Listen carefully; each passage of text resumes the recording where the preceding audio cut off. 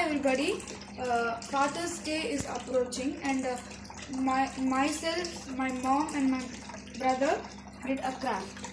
So we recycled our whole bird cage into a nature.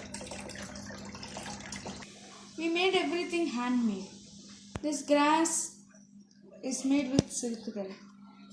These are also the trees are made with paper and woolen thread. This nest is made out of coconut coir. These flowers and the plant are made out of papers. So we are going to decorate our old bird cage with these things. So this is how we decorated our cage. Oh, sorry, I forgot to tell you about the swing. The swing is also handmade. Thank you.